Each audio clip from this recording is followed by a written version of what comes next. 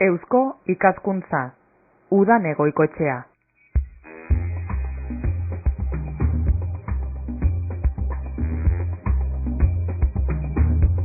Ondo etorri.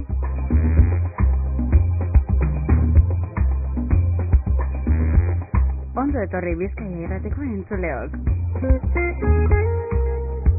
Hilabeteko lehenengo eguaztenetan eta azkenengo eguaztenetan hementxe izaten gara Eusko ikaskuntzagaz elkarlanean.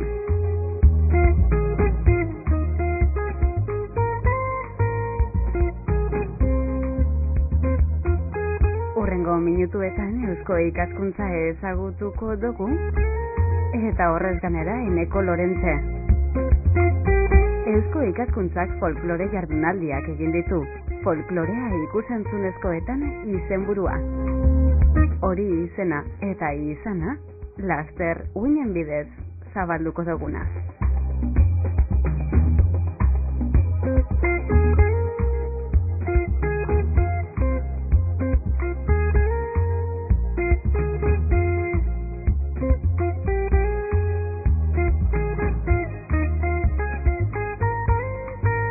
Folklorea zer dan jakingura dugu?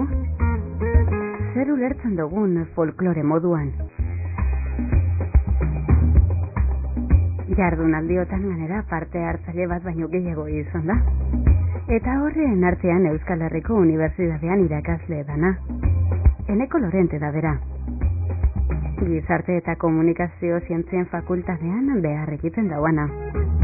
Eta gaur geure gonbidatua zelanez.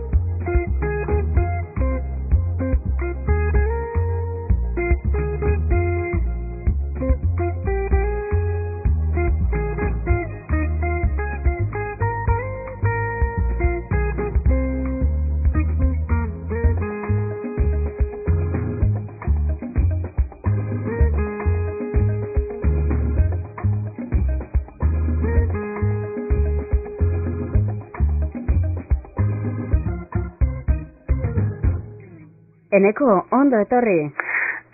Bai, ongi etorri, eskerrik asko. Zelan zagoz?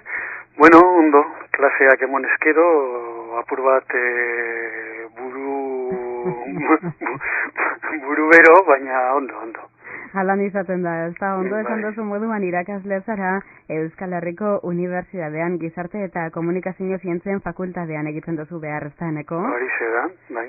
Ikusentzunezkoetatik abiatuko dugu hau alkarrizketa hau, atarian argi eta garbi itzi dugu hori, eta kontua da, Eneko, Eusko ikaskuntzak folklore jardunaldiak egin barri dituela, eta izenburua esaten izan dugu folklorea ikusentzunezkoetan. Nik uste dut azteko folklore moduan zer planteatzen dugun, aitatu beharko geunkela beti beba dinogu ikusentzunezkoetatik abiaturik. Folklorea zitze egiten dugunean, aipatzen dugu herri batek edo talde batek adierazten dituen forma folklorikon bitartez bere bizitza moduak, bere lan moduak, bere aisialdiak pasatzeko moduak, hauxe da bizitza estilo bat adierazten duen forma bat. Forma hori modu askotara espresa daiteke. Espresatzen da dantzen bitartez, lanen bitartez, biltzen diren argazki eta irudien bitartez, idazkien bitartez, eta azken mende honetan zehar, ikusentzunezkoetan ere, dokumentatu eta gorde egin dira adierazpide horiek. Gainera ikusentzunezkoen mundua egunero aldatzen da eneko, zuk hori gu baino hobeto jakingo duzu, eta horrek eragina dauka. Bai, hori zen. Hain zuzen ere, jardunaldi honetan planteatu izan dana, behintzat planteatzen den ideia nagusitariko bat, da nola 50 hamarkadatik ona ikusentzunezkoetan begirada aldaketa bat suertatu dan. Gerra mundialaren aurretik ikusentzunezkoak arduratzen baziran erretratatu edo erregistratzen zuten munduaz, orain arduratzen da askoz gehiago ikusleak edo baita ere zinegileak zemotatako begiradaz hurbiltzen dan mundu horretara. Honek aldarazi egin dau baita zinea eta ikusentzunezkoak ulertzeko modua, eta baita ere narratzeko modua, eta dokumentatzeko modua, noski. Bai, faktore bat baino gehiago eta erpin bat baino gehiago kasu honetan piramideak, ez? Bai, zentzu horretan gu geu zinegileo pasatzen gara zine egitetik zinearen objektua be izatera. Azalduko zentzki hori gehiagoen, ez? Bai, esan nahi dut honekin zinegintza modernoan askoz importanteagoa dela galdetzea nondik narratzen dan zemotatako ikusmira hartzen duen narratzaileak narratzen dena baino. Eta garrantzi horrek nolabait kamera bueltatu egin du bere norabidea edo bere fokatze puntua eta mundua erretratatu beharrean kamera erabiltzen duena eta nola erabiltzen duen erretratatzen duela. Horrek irakurketa bat baino gehiago dauka, baina sakonak dena dela. Bai, ez da oiz konsumitzen dugun ikusentzunezkoa, baina tendentzia hori edo orientazio berri hori oso nabarmena da 50 hamarkadatik ona sortutako zine berrietan. Hortaz, zinema berrite, edo free cinema, edo zine berrien izenpean sortutako filmografiak Hego Amerikan, edo Estatu Batuetan, edo Europan bertan, eta baita ere gure inguruan adibidez. 50 hamarkadea aitatu dozu, 55 urtera goaz, eta hor La Pelota Vasca aitatuko dugu Orson Wellesena. Zuko negaz badaukazulako heneko zer ikusirik. Bai, nire ustez Orson Wellesek aldez aurretik esperimentatzen, zinean bertan esperimentatzen zituen zenbait saiakerak hamarkada honetan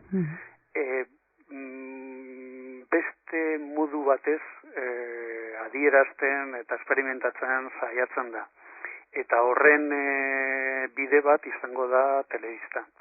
Telebista oso importantea da, telebistaren sorrera garai honetan, zeren mundua be ikusteko beste modu bat adierazteaz gain, publiko berri bat sortarazten saiatuko baita. Zentzu honetan, Orson Wellesek La Pelota Vasca delata izango da, telebistan egiten duen bigarren saioa.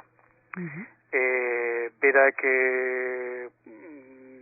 asmatu egiten du, munduaren inguruan bere estilo propioarekin ikusmira bat sortaraztea ikusle berri horrentzako, eta gainera telebistak garai honetan ematen duen askatasunarekin. Zineko proiektua nahiko industrializatuta eta nahiko arriskutsua ikuspegi finantzierotik eta hainbat arlotan. Baziren ere, telebistak ematen zuen askatasun handia esperimentatzeko eta ikuslearekin beste tratu bat egiteko, beste kontratu mota bat egiteko. Zuk zeuk folklore jardunaldiotan, folklorea entzunezkoetan, izenburupekoetan, hau jorratu zenduan, zeneko? Bai, niri interesatzen zitzaidan euskaltasunari buruzko kanpoko begirada.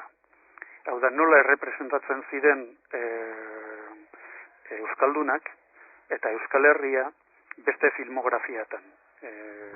Barruko ikusmirak badagoz ere, kanpoko zuzendari hauek edo narratzaile, ikusentzunezko narratzaile hauek, zemotatako pertzepzioa eta bestaldetik zertarako hurbiltzen ziren Euskal Herrira munduari irudi bat proposatzeko.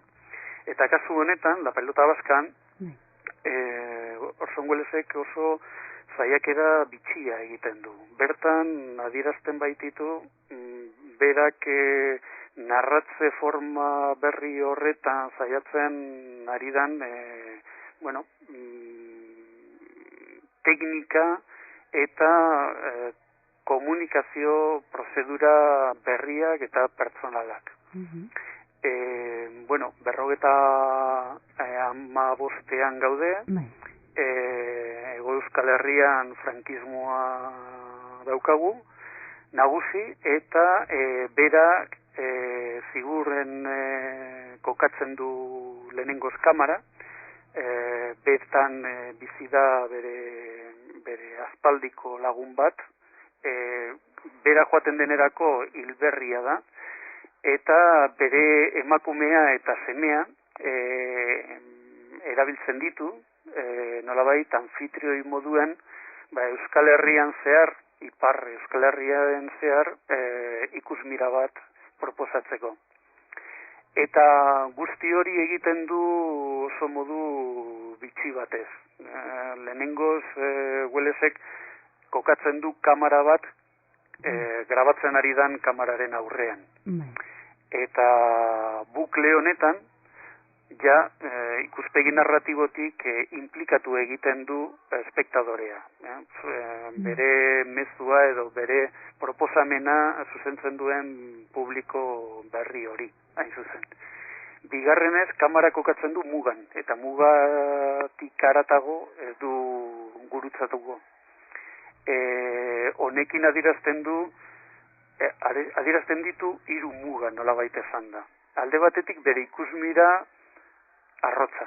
Bera kanpotik dator, eta badaki turista moduan izango dela, tratua jasoko duela, bera Euskal Herrian zehar, bere galderak eta irudiak hartzen dituen bitartean.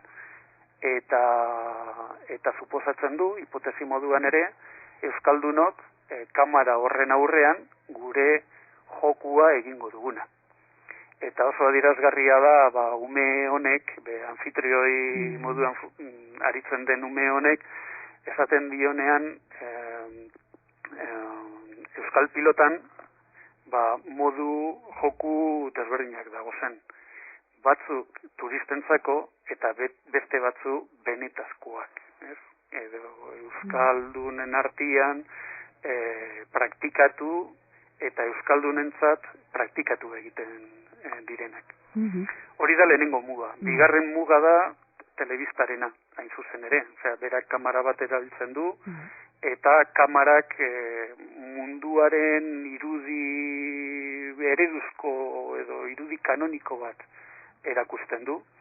Eta zentzu horretan, apur bat uko egiten dio, bere filmaketari izan zitekeen balore etnografikoa. Berak representatzen duena da munduaren espektakulo bat. Eta zentzu horretan ez dauka dokumentu etnografikoaren balio horik, eta hori komunikatu egiten dio publikoari ere. Eta 3. muga, muga politikoa, ezin gaindi daitekeen muga hain zuzen. Zein iturritatik edan dozueneko hau bideratzeko? Bueno, ikerketa badago atzean. Iturri asko izaten dira. Komunikazioaz arduratzen garenok, behartuta gaude iturri askotara joateko. Batzutan jo egiten dugu antropologia alorrera, beste batzutan soziologiera, beste batzutan narraketa arduratzen diren ikasketa semiologikotara. Eta azkenik hurbilkera bakoitzean iturri guzti hauen urak edaten ditugu.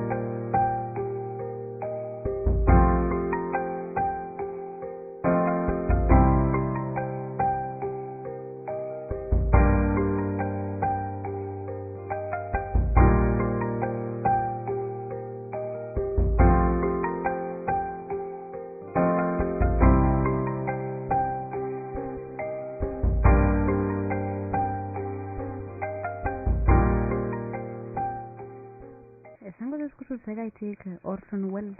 Orson Welles, bueno, zinean berritzaile bat zelako, eta berrikuntza horren atzean pentsamendu bat ere zegoelako. Oso ezaguna da Orson Wellesen lana, berak erabiltzen dituen filigrana filmikoengatik, baina filigrana hoiek askoz interesanteagoak dira, filigrana plastikoaz gain, askoz interesanteagoak dira filigrana narratiboak. Eta zitzen hiritarra bere lehenengo filmetik telebistarako dokumental hauen aurretik egindako azken filmeraino, Mr. Arkadin, bere filmografia beti izan da pentsamentu baten aplikazioa ikusentzunezko lenguaien erabiltzeko praktika batera. Eta horixe da inzuzen Orson Wellesen gandik interesatzen zaidana. Euskal pelota edo la pelota baska asko zabaldudan lana da. Ganerakoak ezagutzen ditugu? Bueno, naiz eta Euskal Herrian la pelota baska ezaguna izan, egia zanik Orson Wellesen telebistarako egindako lana oso ez ezaguna da. Oso distribuzio txarra edo ahula izan du, eta jatorrizko bertsioak orain duela gutxi editatu egin dira DVD-an eta beste distribuzio mota bat izango dute. Baina telebistarako egindako lanak beste zuzendariekin gertatzen den bezala beti mespresuz tratatu izan dira. Lan txikiak bailiran edo bazterreko lanak, tarteko lanak bailiran. Hitchcockekin adibidez gauza bera suertatu zen. Baina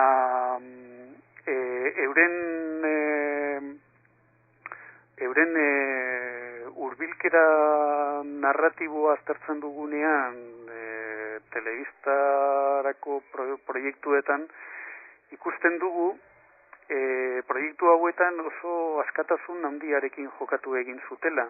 Eta gero beste pelikuletan ikusi egin ditugu eta preziatu egin ditugu nahi bat aurkikuntza narratibo, aldez aurretik telebistan esperimentatu egin zituzten. Alanda guzti, Orson Welles orokorrean nik uste dut nahiko ezagutza topikoa duela. Bai. Egin zituen plano sekuentzia luzeenak, egin zituen pertsonaien inguruko laberinto narratibo batzuk, eta abar, baina publikoa gehienetan gelditu da antziniko kritika sinematografikoak zuzendari hauengan preziatzen zituen filigrana plastikoa, kamera erabiltzeko modu bat, edo bere pertsonaiak erretratatzeko moduak. Berriz, orain azterketa filmikoek hartu dute zuzendari hauen lanen gaineko beste begirada hurbilago bat. Eta begirada hurbil horren ondorioz agertzen dira detaile keinuak eta zailakuntza horien aztarnak egin dituzten lan guztietan. Ez bakarrik zine nagusian, nolabait esan da, baizik eta tarteko lan txikietan ere telebistarako egin zituztenetan hain zuzen.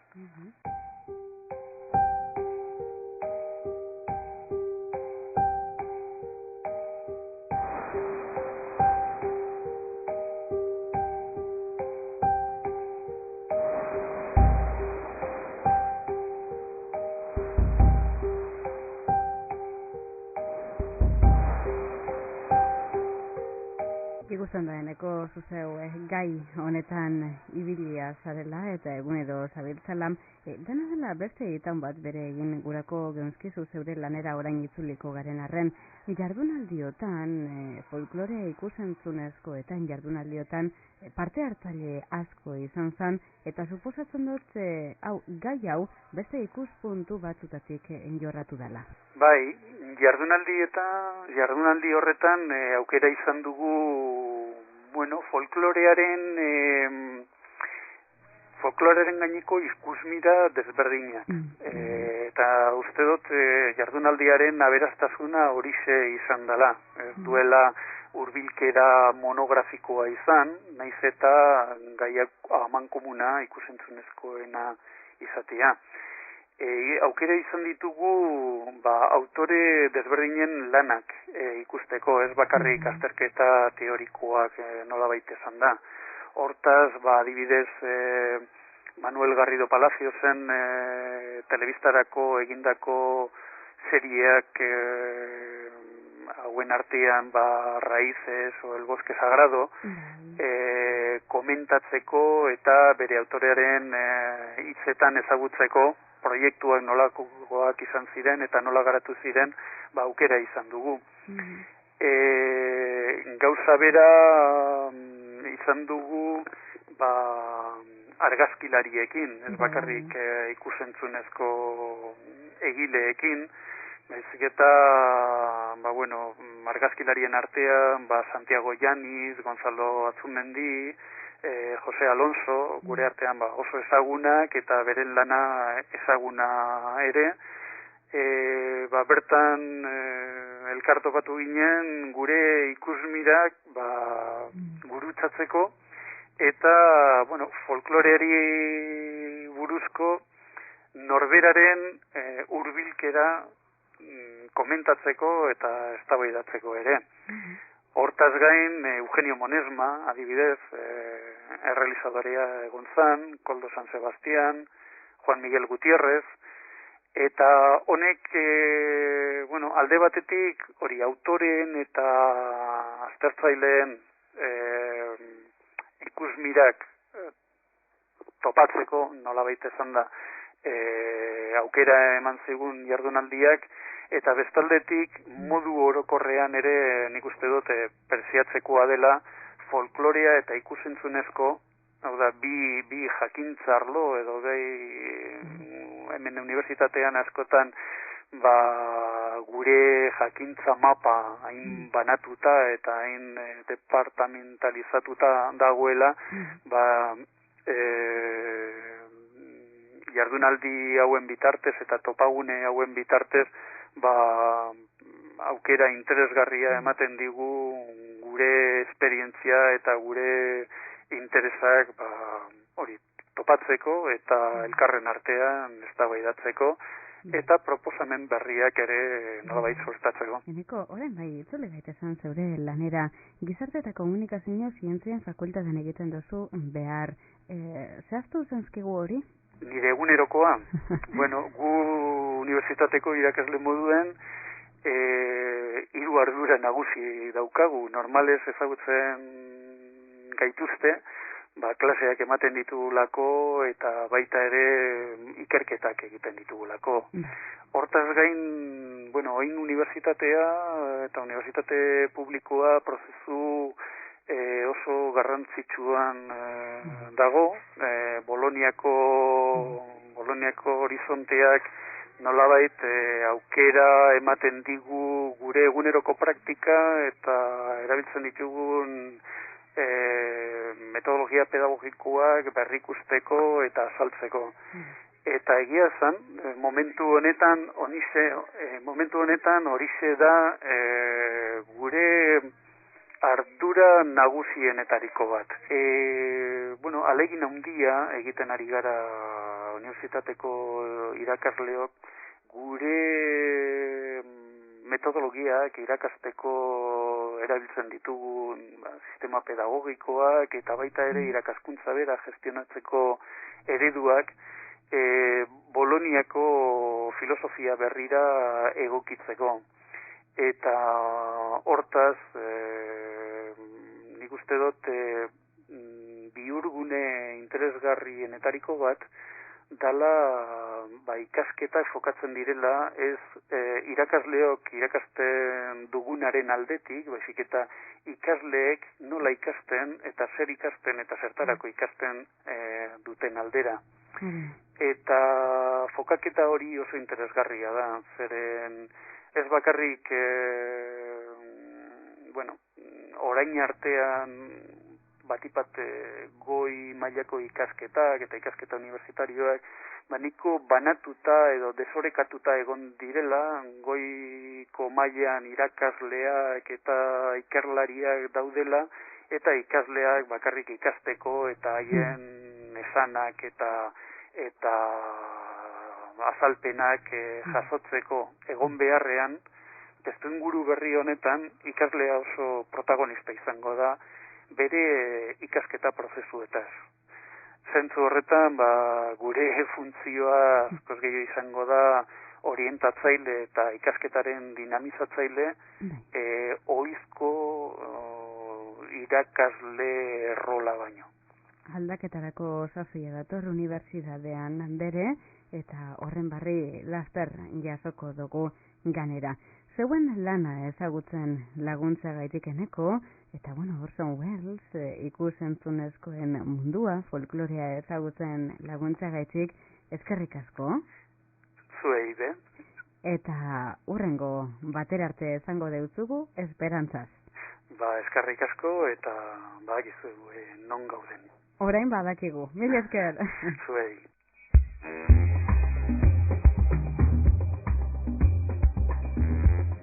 Gaurkoz, hau izan da dena badakizue Eusko Ikaskuntzak elkarlanean hilabeteko lehenengo eguaztenetan eta azkenengo eguaztenetan izaten gara, hemen, non ostantzean ba.